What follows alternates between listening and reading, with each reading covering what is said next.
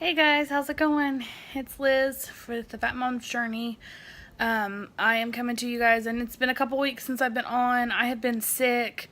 I had a cold and some throat issues, and I have just felt like poo.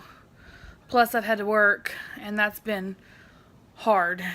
It's been very hard. With my depression and my anxiety,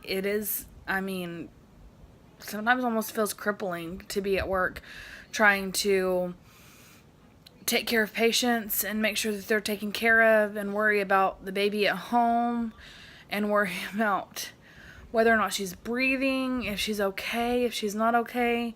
I'm assuming this is a normal mom thing, but I just didn't have it this bad with my other two. I have no idea. But anyway, I'm going to cut the crap. I've been eating horribly. I have done horrible. I have done a big, huge left turn on this journey. And I know it's a process, and I know I will get there eventually, but I just have to make myself. And it's almost Halloween time, which is so difficult. So difficult. Ugh. I don't even know how I'm going to do it, guys. Honestly, I don't know what I'm going to do with Halloween. But I'm trying to get back on. I'm trying to be better. I'm trying to eat, just make healthy decisions. I'm still trying to do low carb. I don't know how ketogenic I'm actually going to be, but I'm trying to do low carb. Ketogenic, oh my gosh, is like super hardcore apparently. I did not realize how hardcore low carb ketogenic was. But I've lost weight just doing low carb before. Carbs don't really agree with me, unfortunately. Well, maybe they agree with me too much because they like to stick to my butt and my stomach. They like to stay with me for too long, so maybe they just like me too much. But I have been trying to eat a little better. I'm trying to get off of Dr. Pepper still. That's been a up and down roller coaster. You know, that stuff's addictive. Did anybody tell you guys that stuff was addictive? Because that stuff is addictive. Seems like as soon as I start to do good, I start to second guess myself and sabotage, and I hate that. I hate that. I really do. So I have this 5K thing coming in, the virtual 5K thing coming. So I am going to be doing that. That should be here anytime now. I just got the thing that shipped, so I'm going to be walking for that. I've got to do my 3 miles to earn that. I don't know, it's 3 point something miles, isn't it? Something like that, 3.1 or 3.2 or something like that. But I'm going to have to do that to earn my little bib and everything that I'm getting. So I'm going to start doing that. I really need to start making myself go to the gym. It's been so hard because honestly at work, I literally am just like looking at the clock till I can leave and rush home and see that the baby's okay. And I know that it's crazy because my husband has taken care of our 2 other children. We have 2 other children. This is not my first baby. This is my 3rd. So you'd think I would be more confident in his ability to take care of them because he does a great job. He's an amazing, amazing dad. He's an amazing dad. He loves these kids so much. But I just worry that he's going to think the baby's cold and he's going to put her to bed with too big of a blanket and then she's going to get the blanket over her. And this is going to turn into my postpartum depression talk, isn't it? I think this is going to turn into my postpartum depression talk. So this is going to be long. Most people probably won't watch it. But after I had my daughter, not Zuri, not my youngest one, Isabella, my middle daughter, I just didn't feel like myself. I was real down. I wanted to sleep a lot. I was real short-tempered with everybody, especially my husband, my son, everybody. I was so short-tempered. And then it escalated, and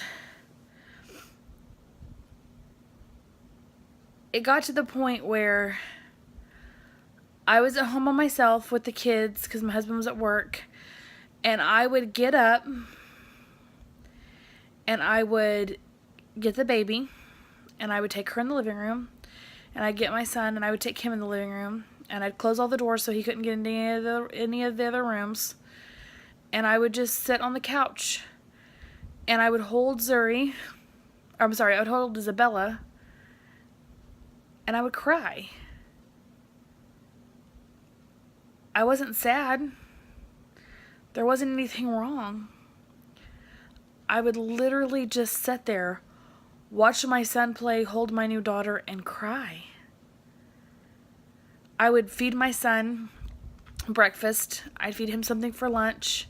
I'd feed the baby every time she was hungry. I would feed myself once a day, and then I was binging because I was so hungry, but I could literally only make myself make food for me once a day. Because I just didn't have, honestly, any drive to do anything else. I didn't even want to move. I mean, it was crazy. So when I was pregnant with Isabella, I gained like 17 pounds. I was like 272 or something like that when she was born, which was less, like 20 pounds less than I was with my son, and 20 pounds less than I was with Zuri too. But and I had lost quite a bit of weight before that, and I had gained a little bit back when I had started school. But after I had her, I lost a little bit. I lost back down to about 260. And then I gained 30 pounds. Almost 40. Because my go-to is food. And I was horribly depressed. I woke up one day and I walked in the living room, and my 3-year-old looked at me and said, the first thing he said to me that day was, "Mommy, it's okay. You don't have to be sad today. You don't have to cry today. You can be happy. You can be happy today. You don't have to cry. I'll be good." He thought he was doing something. He thought he was doing something to make me cry. He thought he was being bad. And it was his fault that I was being the way I was. And you guys, that broke me. That broke me on so many levels, because I love my children with a passion, with a fire in my gut. I love my children more than anything. I would jump in front of a bullet for any of them. And I know all parents would. But when you realize that the way you are feeling is making your child think they're doing something wrong, it breaks you. The same day my husband told me he couldn't do it anymore, that he couldn't be around me the way I was. And I think that made me realize, the two of them together, it made me realize that something was wrong. It wasn't normal. And you know, people will tell you after you have a baby, if you get postpartum depression, people will tell you, "Oh my gosh, why aren't you sad? You should be so happy." So many people don't get this. So many people don't get to experience this. So many people don't have this chance or this opportunity. Why are you sad? And the truth was that I wasn't sad. I was depressed. But people automatically think you're sad. There's something crazy about you because you feel this way and you've just had this baby. And all women go through baby blues. They all do. You all go through it to a point where your hormones are just on a level. But postpartum depression is when that is just not, you can't live your normal life with it.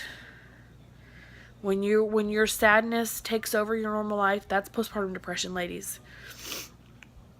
And I'm saying this because I luckily had an amazing doctor and an amazing nurse.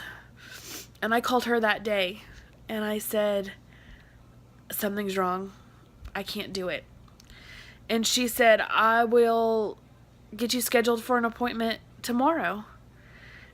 And I just lost it. I started bawling on the phone and I said, tomorrow? You can't see me until tomorrow? And she said, come in now. Just come in and we'll take care of you. And they did. I came in and they let me know it was normal. Well, it wasn't normal, but it was postpartum depression. And that it wasn't something I had done wrong. And that it wasn't something that I could help. And it wasn't something I could change. They let me know that it happens. And they put me on medication. And it was rough because as a mother, as a person, my first thought was, I don't want a mental diagnosis. I don't want a mental health diagnosis. I don't want to be diagnosed as depressed. I don't want to be on antidepressants because what if something happened? What if something happened to my husband and he tried to take my kids away? Would a postpartum depression diagnosis and the fact that I'm on antidepressants change the fact of whether or not I could get my kids? If an accident happened, would it automatically somebody put the blame on me because I was depressed and had depression and I was on antidepressants? Did it make me less of a mother? Did it make me less of a woman? Because I couldn't handle my pregnancy hormones the second time around. And the answer is no to all of those. No. No. So if you are out there, if you're watching this and you've had a baby, or it's not been too long since you've had a baby, and you know that it's not right, you know that the way you feel is not right, and the way you feel is affecting your life, the way you're living, go to the doctor. Go immediately. Call them now. Call them as soon as you can and tell them something is wrong. And you go in there and you get yourself treated.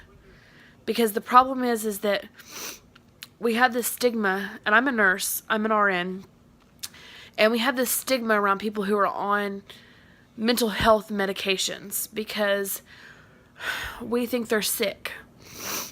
But the fact is that if you have high cholesterol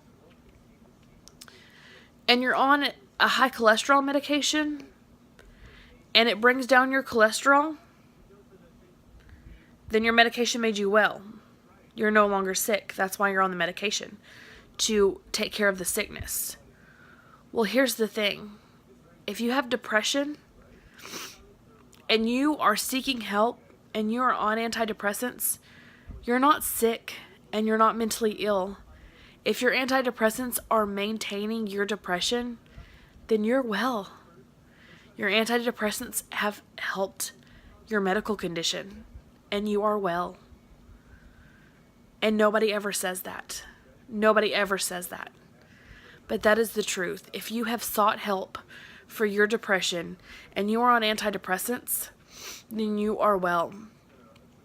I am luckily no longer on antidepressants, though I'm thinking about going back to the doctor and having that discussion again because I'm having a hard time. I'm not, postpartum depression wise, I'm not the same as I was with Isabella. I'm not unable to take care of myself or my kids or do what I need to do. But the depression is starting to get to the point where I don't want to do a lot of physical stuff. I want to be, it makes me, when I'm depressed, it makes me want to eat and it makes me want to sit around.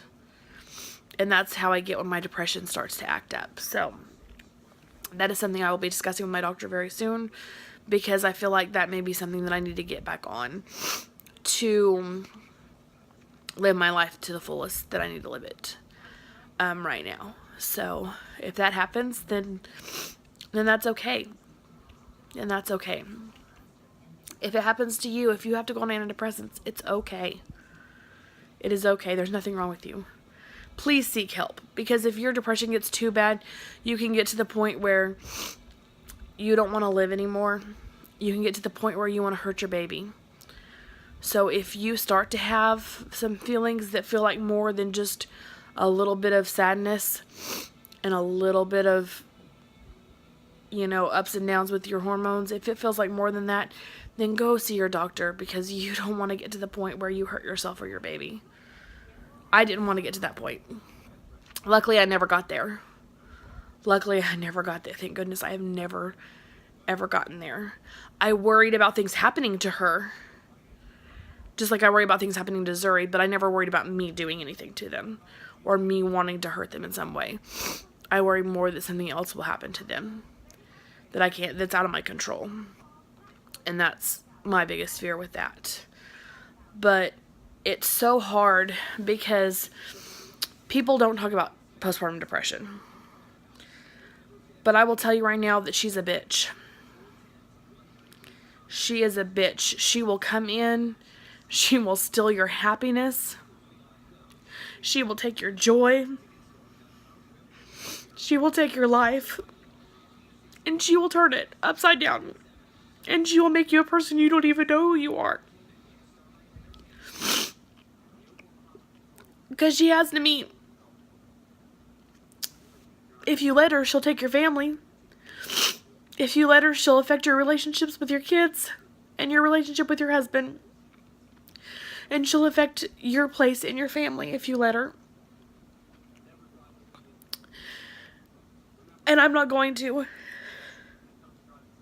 I'm not ever going to let her do that. So, if you're out there and you're struggling with this, if you're struggling with depression, it didn't have to even just be postpartum. If you're struggling with depression, then get the help you need. Honestly, get the help you need. If you need someone to talk to, I am always here. Honestly, I am. I want to just spread the word about postpartum depression, because I want everybody to know what it is, and I want people to know the signs of it, and I want you to know that you're not alone, and I want you to know that there's help, and you're not less of a woman, you're not less of a mother, you're not less of a person for seeking help for depression. You're not. You have to take care of yourself.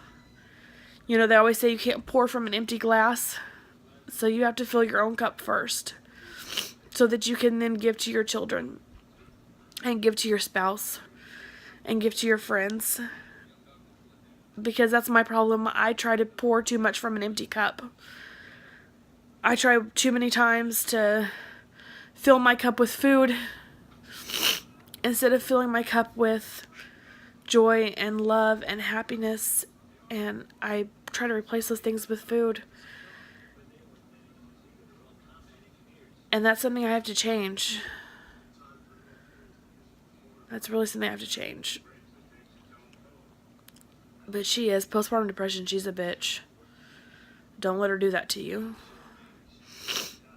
Don't let her do it. I've let her have too much of my life to let her have any more of it.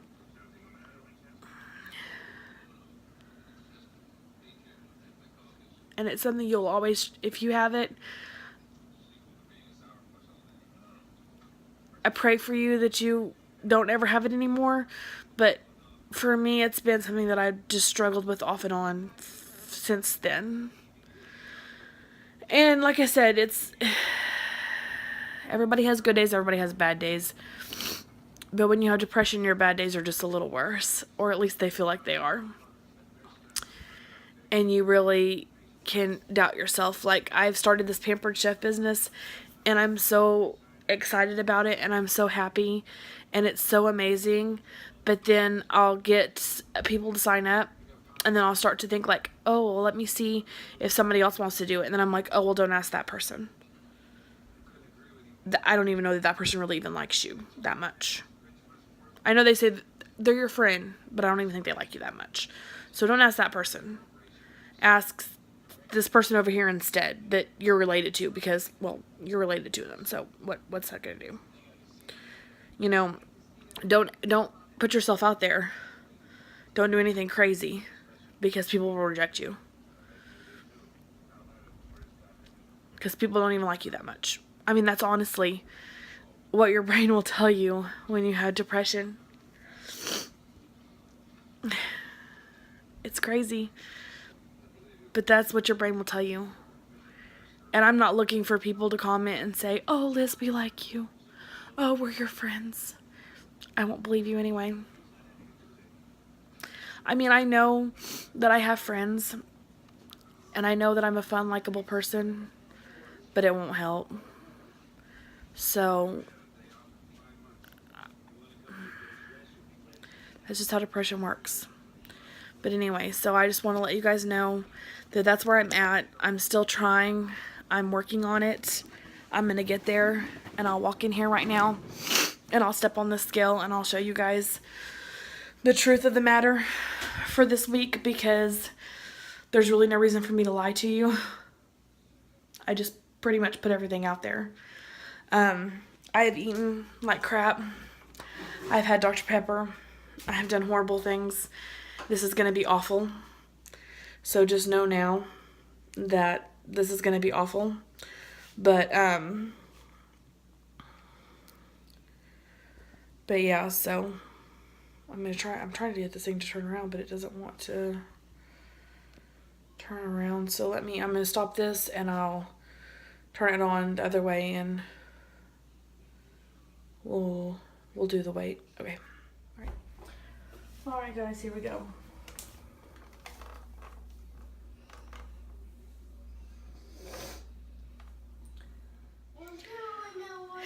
Alright guys, so that's where we are. I didn't actually gain as much as I thought I did. Tomorrow's a new day. I'm going to be getting be getting a primary care provider soon. And we're probably going to talk about, I may have to go back on my antidepressants. Like I said, that's fine. It's not a problem. There's nothing wrong with that. But that's where I'm at. That's where my update is. And there's so much more I want to say about postpartum depression, but it'll affect you in ways you don't even know.